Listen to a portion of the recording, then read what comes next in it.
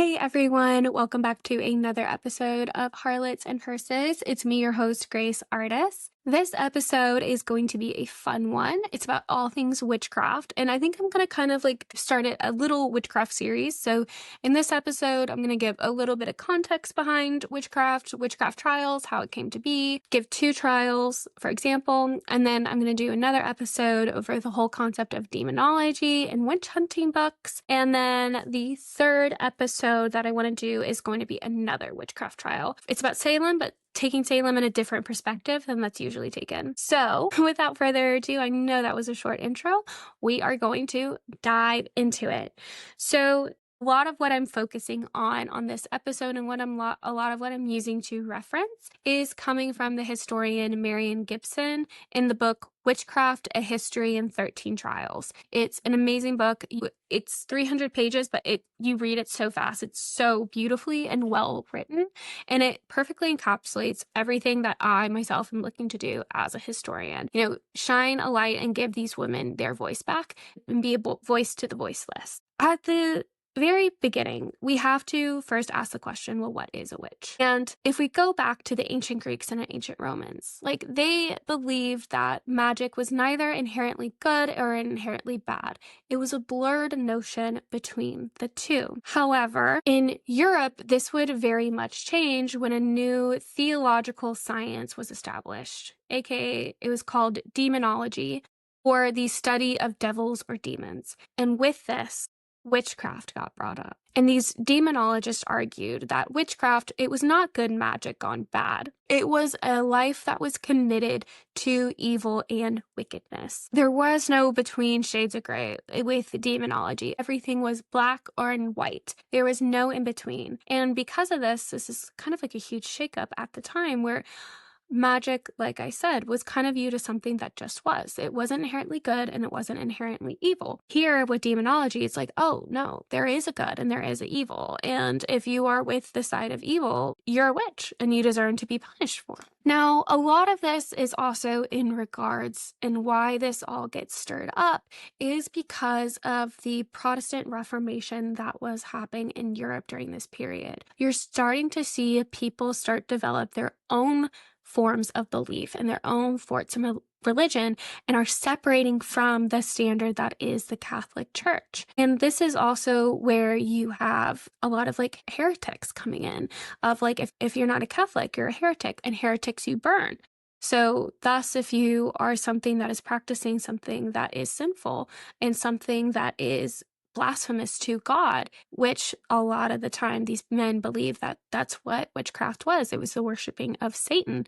Then you yourself deserved to be burned for your beliefs. And during this period, most of the witches who were accused were women. It's estimated that during this time of the accused, 70 to 90% of them were women. So it's not to say that men weren't. It's saying that witchcraft is very much so a woman's crime. And so what also permeates this belief of women being tied to witchcraft and women then being evil is very much so the myth of Eve. And that gets thrown around a lot in a lot of these demonology books, and the beliefs from these clergymen and these witch hunters is that Eve herself, it was believed, was kind of, if you will, the first original witch. Because Eve had, everything was going fine in the Garden of Eden, and then Eve succumbed to seduction by Satan and thus led men astray. And it was believed because Eve was a woman, therefore all women are able and are more easily seduced by Satan himself, and therefore more likely to practice witchcraft. And there was one demonologist called Henrik Kramer, and he was one of the big ones. And he, in his book titled The Hammer of Witches, he explained how every evil is small compared to the evil of a woman. Women are defective in all the power of both soul and body, and an evil woman is more carnal than a man, lying in speech and unwilling to be ruled. This kind of gets, this notion of the evil of women gets brought up even more by the preachings and beliefs of King James I of Scotland and then King James I of England. He himself was a huge demonologist and kind of a known not liker of women, really didn't like women. But in him and his book and what he wrote in his demonology is that women are of the weaker sex, so it's easier to be entrapped by the gross snares of the devil. He himself even ties and mentions, the serpent discerned and seduced Eve, and therefore Eve was the first witch and the first seducer. This led in the church to lead to a massive distrust of women. They could be dangerous rebels, they could be heretics, and women's mind were easily confused by demonic lies and thus could be talked into joining Satan. So that's bad. And then we take it a step further. It says, well, these women, just like Eve, are natural seducers. So they could seduce their fellow men to fall for this. And so just had Eve had been corrupted by Satan, so too were these 15th century women being linked to and being able to say they were seduced by Satan. And it wasn't enough to just be a woman to be accused of witchcraft. Obviously, that was a huge, huge proponent, but it kind of followed a little bit of a checklist. If a woman was poor, had a higher risk of being accused. If a woman was religious, but she was of the wrong religion, also high risk. If a woman was single or had a child out of wedlock, huge, huge. Because if you're that easy to be seduced by a man, you're so much easier to be seduced by the devil. Also, women healers, women midwives, any woman who had a practical knowledge of the human body and how to help that and understanding of health. Because remember, during this period, women did not have essentially any or all access to the schools of theology, the schools of law, the schools of medicine. So these men found it highly suspect that these women knew that. If granted, these women knew that through generational knowledge that's passed down from mother to daughter and then the family itself. But still, it was very highly scrutinized during this period. Now, then kind of what happens when you are accused of witchcraft. So the series of events was often similar. So a lot of the times there was no compelling evidence that the person accused of witchcraft was a witch. If that was the case, then torture was often done upon them to try and elicit a confession. But just like we know in today's era, a tortured confession is not a trustworthy confession because the person being tortured is willing at a certain point to say anything to make the torture and the pain stop. And it was also during a torture, and this interrogator torturer's own bias can be seen in the questions that they are asking the person, the answers that they are eliciting from the person. It all has a perceived notion of violence and influence and bias. And it's also important to note that in this period, specifically, witches is one of the few categories that women were allowed to exist and be found in the historical record, the pre-feminist history era, because pre-feminist history, anything above that, it was a huge concept of, the big man, following important men throughout history and studying them, or following key events. And so women, because of this, they often fall behind and don't get talked about. They get pushed to the side. Well, the one exempt is witches, because big men like King James, like Kramer, they were pursuing these witches. So it allows them to exist in the archive. However, it's important to note that it's largely filtered. What we have of them and the records that we have of them is largely filtered and controlled by the men at the time. It's controlled by the men of the court, both church and state, church and local. And then it's in charge of the men witnesses and the scribes who are writing all of this down. Because a lot of the time in these court sessions that these women's disposition, so anything that either they talked about or another woman accusing the supposed witch, they would all, for the most part, be given by women who were illiterate and could not read. So they were copied down by a court clerk or a scribe that was always male. And this removes the woman from the individual source. It's not her words that are being recorded. It's her words through the eyes of a man. And so that's really important when we're looking through all of these trials and all of these records and all of these documents of trying to read against the archives, understanding the bias that is there and knowing it's there and working around it to understand and to try and paint a fuller picture of who these women were. Now, evidence of witchcraft was accumulated in one of three ways. The first was by confession. The second was the searching of a witch mark. And then the third was a confession of testimonies and accusations. So essentially, if you were found to have the two, if you had the first two down, a confession and a witch mark, you were pretty much like found guilty. But it's also important to note that in this court system and what we had, it's a court system that is going through flux and it's going through change. Once again, thanks to the Protestant Reformation and the internal change of the church. So in Catholic areas where it was the official faith, which is more so around Middle, Southern, Eastern Europe at the time, the church officials were the inquisitors, were the ones running the trials, were the ones doing the investigation, if you will. And then in Protestant areas, so mainly the North and the West and large parts of England, depending on the time, that is state authorities. So no longer is the church involved. Now instead it's the state. It is essentially at this point, ordinary people who are running it, low-level officials, or amateur investigators. And this kind of switch really is reflective in the cases as you go on. And it's why I picked the two cases that I did, because it kind of just shows how much the court system had changed into what it was, of being one that was originally done by the church to now one done by the state and local affairs. And so you see by kind of like the 1600s how demonology was in essential knowledge for a lot of national readers. And there were around like 45 demonologies in print across Western Europe. And as it gained popularity, more trials became common. Now, even though the Catholicism trials were done by the church and Protestant trials were done by the state, they all had a very similar trial experience and how they were run to show why this is so important. Gibson in her book notes that witch trials never died. They just essentially changed names and changed practices. So the best example that she gave, and I think it's very applicant of especially in today's time and being a woman, and you hear all about and you see the male loneliness epidemic going on of men blaming women for almost everything under the sun, but then at the same time they complain about being lonely. And that was still ties of that can be seen in witchcraft. It was done by clergymen who were often celibate.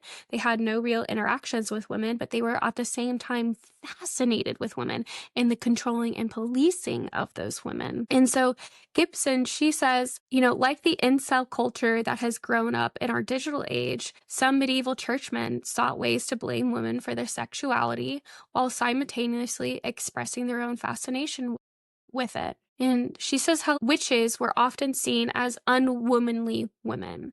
They were child haters, anti-mothers, anti-housewives. It was an aversion of the knowledge that was traditionally deemed a woman's role. And then it also targeted, like I said, nursery, midwife, and giving domestic advice instead of helping people come to suspect these women of murdering babies and children, and instead of cooking wholesome food and raising the family. And I think that can be very much seen in today's age, and why it's still matter and important to acknowledge that these themes that women were facing all the way back in the 1500s, yes, it has changed, but a lot of the undergoing current hasn't. Women are still facing this, especially by the right wing. If a woman, I believe it was Taylor Swift, there was one politician who called her a childless Catwoman, and how that's not a woman's role. But it's a woman's role can be anything. A woman's role is what the woman decides,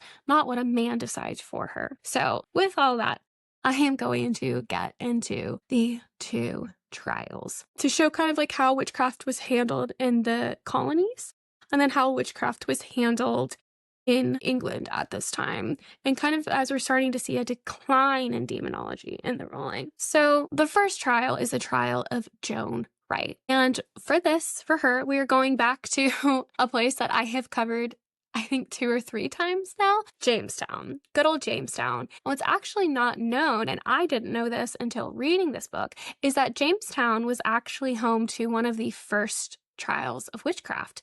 Way before, like 70 years before the Salem witch trials even took place, there was one in Jamestown. And that happened in 1626. So Joan Wright, we know that she was born in an English city of Kingston upon the Hill, sometime around 1580 to 1590. Now, in her youth, Jane did have a firsthand kind of experience with witchcraft way back when she was living in England. For the age of refrigeration, and milk was prone to curdling. That was just what would happen. And if it curdled, you couldn't turn or make the milk into anything. You could work for hours on it and nothing would happen. Well, one of the superstitions at the time was to not blame milk curdling on nature, but to blame it on, though the reason it didn't curdle is that a witch put a hex or a curse on you, and that's why the milk is not curdling. Well, this kind of situation happened to Joan. So she was working at her mistress' house, and all of a sudden a woman came to the door, a woman who was accused of witchcraft. So her mistress instructed Joan, hey, the mistress told Joan, clap the churn staff to the bottle of the churn and then keep your hands upon that and don't let it rest until I tell you otherwise. And the mistress left, went to go talk to the woman accused of witchcraft, essentially casted her out and touched the woman's hand. And then the mistress came rushing back into the turning room. And then at that point, she's like, I've removed the witch. I removed the curse. Proceed to go back to churning. And lo and behold, it worked. Butter and milk were able to be had. And this kind of really stuck with Joan, because even when she made it to the Americas, she would still tell of this story of witchcraft, which is really funny and kind of not a smart move if you really think about it. Sometime before 1610, Joan had left Hull to make the travel to America and to Jamestown.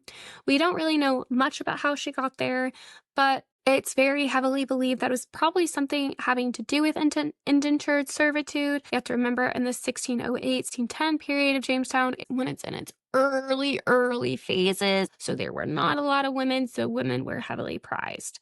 We do know that by 1610, she had arrived in Virginia and she had married a tobacco planter named Robert Wright. And he was an ancient planter.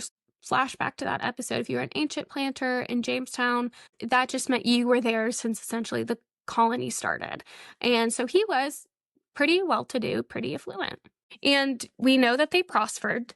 They worked for other families on plantations, and, they built side-by-side businesses. Come 1620s, we find them living in Elizabeth City, which is like a town village very close to Jamestown, kind of like an offshoot of it.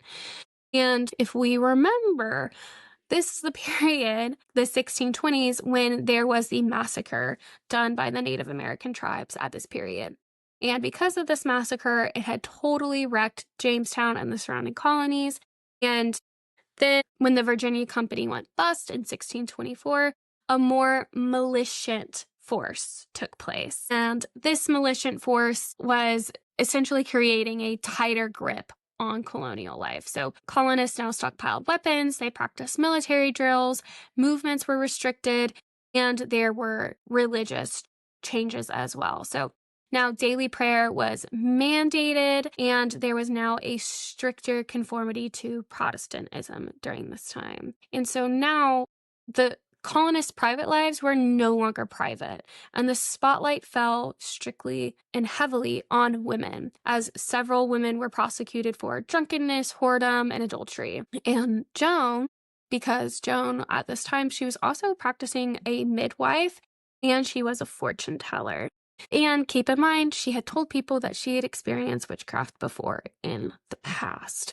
So all of that is just accumulating and kind of creating one big catalyst. And Virginia at this time, it was still following King James's Witchcraft Act of 1604. And essentially what this act is it banned any invocation or conjuring of any evil or wicked spirit and further interactions with such spirit, and how no one should consult convent with, entertain, employ, feed or reward any evil or wicked spirit for any intensive purposes. And if anyone was found of using any type of witchcraft that did so, or to kill or harm a person, they would be executed. And so this was kind of like the ruling that Jamestown was still following at this period. And then we also have to remember that witchcraft and accusations of witchcraft are heavily influenced by upheaval in society. So things not going good. Someone needs a scapegoat.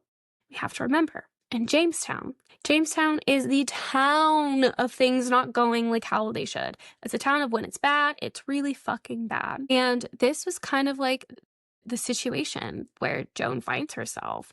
So remember, Jamestown was dealing with famine. It was dealing with disease. It was dealing with Native American attacks and financial collapse. And all of this is making the men on edge in Jamestown about the success of it. And some of the men who first accused Joan of witchcraft, they were military men, kind of very much worried about the state of Jamestown and its success. So the first of Joan's accusers was a Lieutenant Giles Arlington, and it was the summer of 1626. Like her husband, he was an ancient planter, and he came from a very wealthy English family, and he was building a very successful life in Virginia. Now, some of the first two accusations put against Joan were that she was causing the hunting to be bad in Jamestown. She was causing the animals to be skittish and not plentiful. So he explained how, him and his fellow officers, they had experienced poor hunting recently. Even though they had very fair game to shoot at, apparently they had been unable to hit anything for over a year. Instead of blaming his own shooting abilities, he blamed Joan. And this accusation was enforced by another man who seconded this. And it was pretty unusual to blame witches for disrupting hunting, but Joan's neighbors, those men, were pretty much saying, like, it's the only explanation for why we couldn't hit anything. It has to be witchcraft. Next, Guile made another accusation over Joan, because remember, Joan was a midwife. So Giles had made another accusation, and this one is following the longs of Joan put a curse or hex on my family. So Giles states how his wife was very heavily pregnant, and he was very concerned about her pregnancy, and he wanted the best midwife. So he originally sent for Joan. However, when his wife heard about this, she didn't want Joan because it was known that Joan was left-handed, and left-handedness at the time was something thought to be unlucky or sinister. And so because of his wife's unexpected fears surrounding this, Giles withdrew his invitation to Joan to be the midwife. The thing is, he didn't tell her about it. He just kind of avoided her. So Joan, hearing about this, not through Giles, but through a third party, she kind of lost her mind a little bit. She exploded, if you will. She went to the Giles' farm the day after their baby's birth. And Giles recounted how she went away from his house very much discontented in regard to the other midwife that they had used. And now Joan kind of finds herself being in the position of the witch, just like the so-called witch who visited her mistress's house back in England.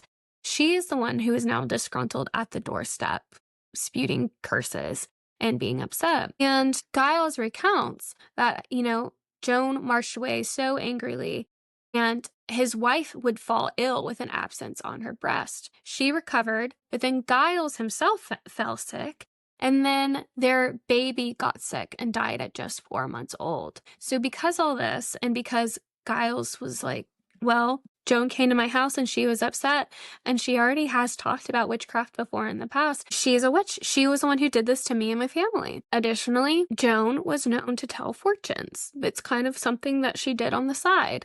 This would go to haunt her in the butt, because after the accusation brought forth by Gil, she would start to get more accusations regarding the fortunes. And sadly, a lot of her fortunes and predictions concerned death, in predicting death and who would die. And One of her accusers explained that Joe had told her, by just looking at this woman, that her husband was going to die and that this woman would have to bury her husband. And how Joan had said something similar about another planter and how he lost his wife and Joan knew about that and predicted it. And then how Joan had also been able to tell another man that his wife was going to die. So because things are getting hot and heavy here in Jamestown, Joan and Robert would decide, they needed to move. So they tried moving to a new town.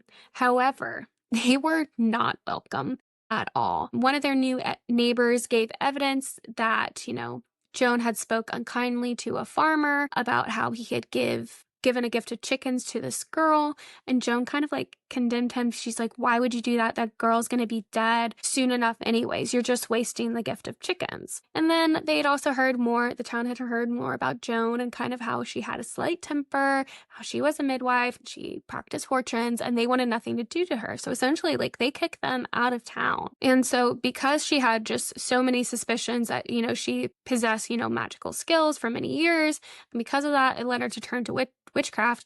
Joan was taken to the Virginia General Court and denounced to the magistrate as a witch. And 3 men would assemble to hear her court case. All these men would become future governors of the town. And all these judges, they heard the evidence against Joan.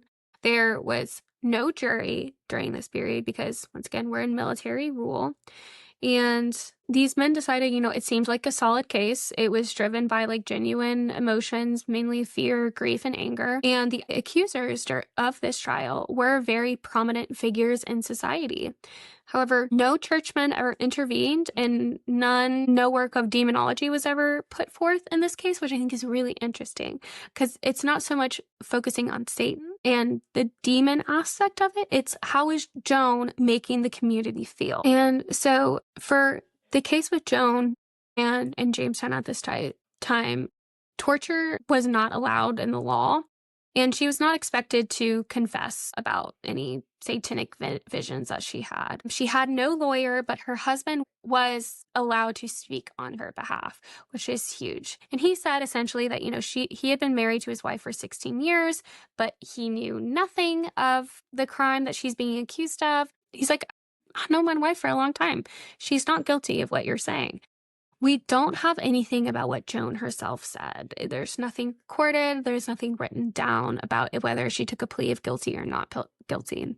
All we know is when they were discussing Joan's attack on this woman, Joan was asked, why didn't you sue your accuser for slander? If you know yourself and you know what you said, and that's not the truth, then why didn't you say anything? And Joan responded of God forgive them, and kind of making it seem like this is in God's hands. I'm a good Christian woman, so God will help me and see me through it. And we know there's no record of the plea, but Joan herself had said, she's not a witch, and she was in that statement, she claimed moral high ground as a good Christian woman. So she was not immediately judged a clear and present satanic danger, and her case was adjourned until the next court sitting. Then on September 18th, 2 witnesses confirmed at another hearing that the stories of the accused placed against Joan, and they were heard, but no verdict was recorded. And that's where Joan's story really ends. And it's kind of showing how in the 17th century, at least, that the lives of the witchcraft suspects were often really not much valued. We don't know what happens to Joan. We don't even have her court testimony written down. And because of things are changing in the world with Reformation, it's kind of stripping the church of legal powers, which meant that, the women were no longer being investigated by church courts. So then it went to, the state and local colonial justices, and they really only spent as much time on a witchcraft accusation as they would a minor threat. And most of the trials only took 15 to 20 minutes. So in here, you're starting to see that witch trials are no longer being viewed as new and shocking and no longer special. And it's kind of, you're starting to see the decline of witch trials. And while we're seeing the decline of witch trials, it doesn't mean that they're not happening. Because back across the Atlantic in Europe, specifically the UK, witchcraft trials are about to start revving up. And we see this best shown in the case of Bess Clark. The English Civil War is breaking out. It was called the Great Rebellion. And essentially what this war is between the royalists who are supporting the right of kind of like sovereignty following James the First and Charles the First. Charles was actually ended up being executed. And then we're seeing the rise of parliamentarians who are more so on the Protestant side of things. And they're saying that the people should have a right to rule, not the crown. And with this is a stricter Puritan aspect of religion. And so with this, with, like I said, great turmoil coming along in the country, there's political strife, there's religious strife, everything's going on. And so essentially what this led for, once again, just like with Jamestown and Joan, here is another perfect example of how all the social, economic, and religious aspects can create a perfect catalyst for witch hunting. 1645 to 1647, there was a huge increase of witch hunting. And, dozens, it was said, were executed without even record of their names surviving today. And kind of Gibson goes along in this of how the people of this period, the English investigators, they were amateur witch finders. They were lower level church and state officials, but they were joined by enthusiastic citizens who kind of were more so met with general fears about witchcraft rather than professional demonologists. Kind of like what allowed for this is, like I was talking about, the English church and state had effectively collapsed. The king, even though he was executed, he was beheaded, he could no longer authorize witch trials. And then the Anglican church, had also lost its head. So kind of a lot of governance in parts of England resembled that of like a colonial authority. And so these people were areas that was essentially being run by either military governors, clergymen, or private citizens. And those people were left to kind of discover their own priorities and invent their own practical court seat hearings. So the witch hunters, they were broadly aligned with the insurgent and the victorious side of the Civil War, the Puritans, if you will. So these Puritans, they were very, very pious, fundamental Protestants. And they felt that the Reformation had not gone far enough in sweeping away Catholic rituals from the English church and services and believers' lives. Essentially stating like the Church of England was not pure enough for them and it should be reformed further in society. And so they wanted to end sins such as swearing, drunkenness, fornication, an end to frivolity of any kind. So wearing fine clothes, dancing, many forms of art, music, literature. They would close down pubs, they would close down taverns, they would close down the theater. And this was not met greatly. It pissed off a lot of people, but that was just the time. And so these witch trials in this period, they were seen as kind of like a revolutionary thing of seeking out those who polluted their communities with sin. The Puritans found that by hosting these witch trials, they were actually able to help them succeed more in the war, because it essentially allowed them to establish what they viewed as a pure form of government. And these witch trials, too, were a way for these people to learn more about their enemy through torturing, through surveillance, through confessions. They're able to, at least in their minds, feel like they're understanding how to defeat the devil himself and thereby create a better England. Now, one of these troubled witch hunters was a young man by the name of Matthew Hopkins. He was the son of a clergyman, and his primary focus in 1645 was a young disabled mother by the name of Elizabeth Clark. Now, Elizabeth, she was known as Bess. She grew up in the village of Bradfield in Essex with her father. Now, during the time between 1642 and 1645, fighting of the Civil War is getting a lot closer to Matthew and Elizabeth's hometown. It's getting closer. The traditional forms of government control and like the criminal court cases were disrupted. Judge and magistrates, lost their jobs. And in some places, like court sessions ceased totally. However, just because the court system is going up in flames, that did not mean that people did not stop accusing their neighbors of witchcraft. It just means that the trials were no longer overseen by legal experts. It was court cases are now overseen over one political faction or the other, and this allowed for groupthink to occur. Now, Matthew Hopkins, he was pretty much placed in a really good part of circumstances of the Civil War. His family was not too close to the old regime, but they did benefit from many of the advantages of it. He was the son of a wealthy rector from a wealthy parish. He was well educated, and he knew that he was going to have a good, prosperous career. He was also fortunate that he had no financial or geographical need to become a soldier. So even though he had no technical, formal power, he lived in greatly changing times.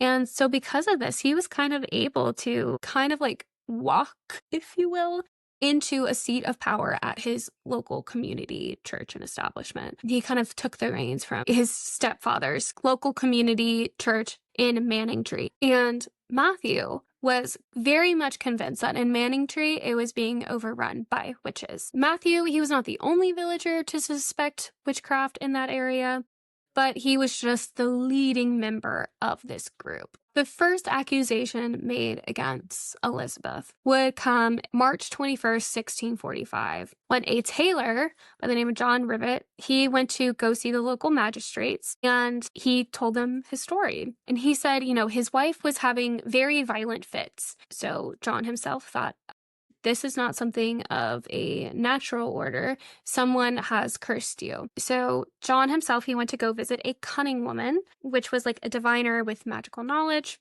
John didn't think this person as a witch. She was kind of the answer to witchcraft, a person who could use it to overturn it. And the diviner confirmed John's fears that two women had bewitched his wife. One lived on the hill above their house in Manningtree and one in the town below. And John immediately knew that one of the women was Elizabeth Clark. He was so sure of this conviction that he told the magistrates her name.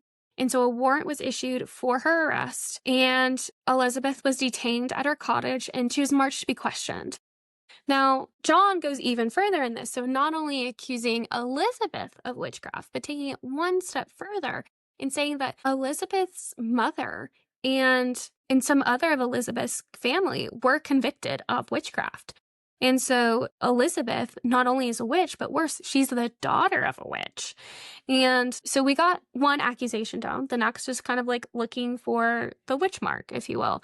And what really was very unfortunate is that Elizabeth's body was very much scarred and she was marked up. She only had one leg.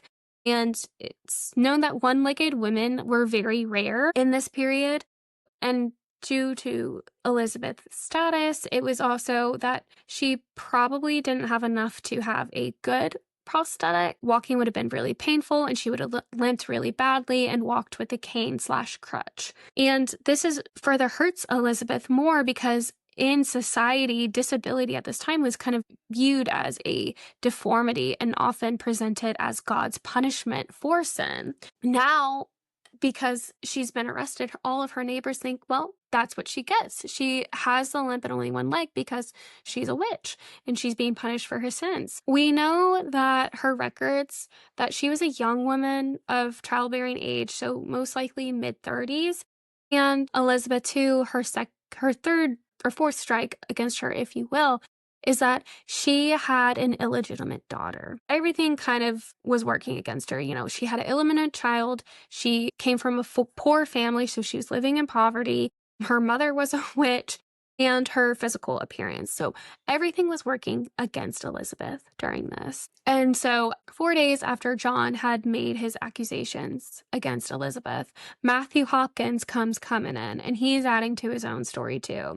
So he had already had prejudices against Elizabeth, and he also said that and identified her as one woman in a group of witches who had awoken him by holding meetings near his house every 6 weeks for several months. And he said he overheard strange conversations with and about animals. He said, so these meetings are not just meetings, they're the witches' Sabbath, and these animals must be familiars. And he went as far as even going far as stating too that he overheard one woman telling her animals to go see and go to Elizabeth's house. And so with all of this, Matthew was like, yeah, she's definitely a witch. You hear all the accusations, and I saw her. She's a witch. And so Elizabeth was arrested on March 21st, and Matthew spent a good section of the next 3 days and nights keeping her under observation with a group of neighbors. And Matthew called these observations, if you will, the trying ways to gain experience and knowledge over witch hunting and over Elizabeth. One person suggested that they should throw Elizabeth into the water, but it was vetoed as an unusual practice. So they essentially kept her locked up in a single room by herself for 3 days. And they did this because they hypothesized that, the witch's familiar spirits might arrive to catch up with her and help her escape. So that the witch hunting crew was like, well, if that happens, we'll have definite admission of guilt by seeing the familiar spirits. But then there was also a team of 4 women who checked Elizabeth's body for demon marks. Because while they believed that these familiar spirits may appear to Elizabeth, they were also like, well, they may be invisible. So if we can't see them, we have to check for witches' marks, which they believed is how the familiar spirits used to get fed and bonded with the witch. So not only was she locked in her room by herself for 3 days, being forced to undergo very invasive strip searches, also what these people were doing to her is she was to be kept in constant motion for 3 days in a process that became known as watching and walking. So by keeping her awake this long, it proved that they wouldn't miss anything if she was asleep. And also what we know is sleep deprivation can really, really mess with a person's conscious and subconscious and what they're willing to do. And it can make you so out of it, because she's not only being sleep deprived, she's also being forced to walk constantly across this room. So it disorients the victim, and it induces despair and scattering of thoughts. And it also prompts a confession, which is what would end up happening with Elizabeth. When Matthew came into the room that 3rd day, Elizabeth exclaimed to them, "If you stay, I will show you my imps," which means she would summon her familiars, if you will. And then Bess confessed to the story that the people wanted to hear. And according to Matthew, Elizabeth said she had carnal copulation with the devil, and that the devil had been her lover for 6 or 7 years, and he had been in her bed 3 to 4 times a week. And apparently the devil was a proper gentleman with a lace band, which meant a lace collar, and he was a tall, proper, black-haired gentleman. And then Bess would go on to essentially call her familiars. She did so with a smacking noise with her mouth, and then, according to Matthew and the people there, within a quarter of an hour, there appeared an imp onto a dog. However, all of the Matthew and the other watchers, they would all give very different accounts of the appearances of Bess's familiars. And keep in mind, too, Elizabeth was not allowed any sort of representation. She was by herself in all of this. So her accusers were free to essentially report just about anything. So they at one point said a greyhound with long legs appeared to them, but then that was followed by 2 black rabbits called Sack and Sugar. And then another said, oh no, a polecat is what appeared. So very different takes on the familiars provided. And the watchers, if you will, the accusers, asked Elizabeth, how many children she had. And she said she had 5, and she shared 2 of them with another witch, and that these spirits tormented her and would never let her rest or be quiet. And Elizabeth would go on and to tell the accusers that her familiars had harassed her until she agreed to let them kill some pigs that belonged to a man in town. She would also be charged with killing Matthew's nephew and a horse that belonged to a shopkeeper in town. Elizabeth then would go on to list other women who were also witches with her. Another accusation against Elizabeth from one of these women went even further and accused her of hosting the Sabbath. Because one woman spoke against Elizabeth, saying that they would go and meet at Elizabeth's cottage and they would read a book that would belong to Elizabeth, every one of them. And through that book, they would make several propositions to those familiars, asking for things that they wanted. And this formal meeting, as it was described, had prayers, books, argumentative propositions, kind of like a form of theological debate. It was made to sound like an ordinary church service gathering, but they viewed it as a parody of a church service. So Elizabeth, along with all of these other women that were eventually brought to the court and accused, they were sent to a prison in Colchester Castle to await their trial. They were kept in the castle's dungeon that was stone paved and iron barred cells. It was cold, it was dark, and it was damp, and it was deep underground. And here Matthew would visit them. Now, Matthew himself, it's very interesting, he had no official role in the trial, but he just couldn't let it go. Like, he had to watch and observe everything. Now, Elizabeth, along with the other accused, they were sent to trial for breaking essentially the 1604 Witchcraft Act. And the court met in a huge market hall, and the hall was open-sided, so townspeople could cram inside and speculate from the surrounding streets and windows. So it was a huge deal and drew a huge crowd.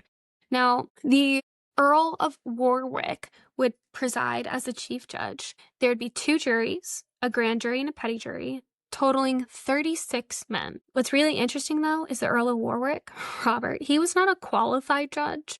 He was just a nobleman and a military commander who fought for the Puritan side, and he was used to making bold, unscrupulous decisions fast and pursuing enemies with murderous vigor. Like I said, no defense lawyers were allowed, so the judicial system relied upon these judges to analyze the accuser's stories, and they would weigh them in the light of their long experience and take into account the circumstances of all of this. Then those judges would advise the juries, steering the decision-making. The jurors of this approved 2 indictments towards Elizabeth Clark. First, she was charged with feeding familiar spirits, a crime that was heavily forbidden by the law, and she was also charged with killing a John Edwards in the summer of 1644. 6 people would stand before the judge and list and make their accusations against Elizabeth. And the Earl and all the jury accepted what the witnesses says. The jury conferred briefly, and within just a few minutes, Bess was found guilty. Now, the outcome of this trial was very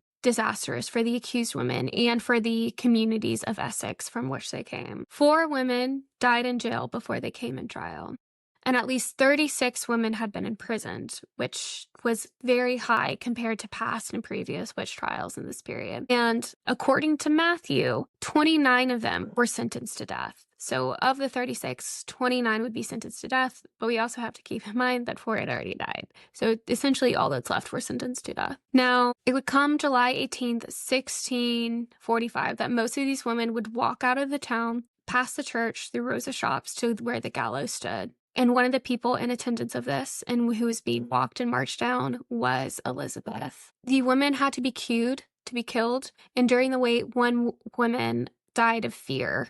It's guessed that she either suffered a heart attack or a stroke just because of the fear. And then after this, on the orders of the court, several of the convicted women were taken from Chelmsford to Manningtree to be hanged as an example to the village. Now, because of the success that they had with this, Matthew Hopkins would actually appoint himself as Eastern England's unofficial witch hunter. And by the time Matthew had finished his rampage that he was on in 1647, it's estimated that 200 people had been executed in the name of witchcraft. Now, Matthew would not go on to live much longer. He actually died in the summer of 1647. And with his death, helped halt a lot of the witch hunting that was going on.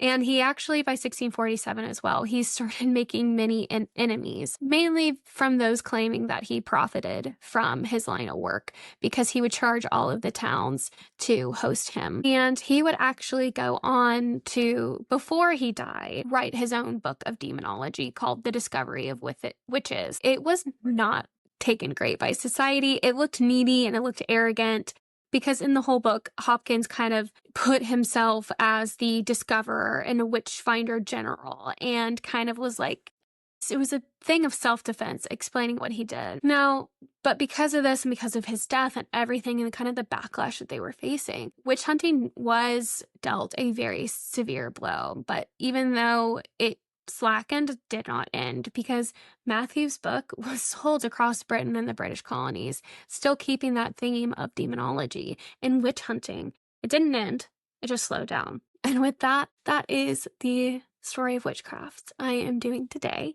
Probably going to dive deeper next week into more so demonology because I think it's very interesting. And I think it's also just interesting in all this of like remembering like witchcraft is not a new thing and witchcraft will never stop. People will always be accused. Poor communities and minorities will always be accused of being demonized and villainized, just like we see now with the immigrant population, a lot with women. It's important to remember who you are and to remember to hear all sides of the story and to take account where you can.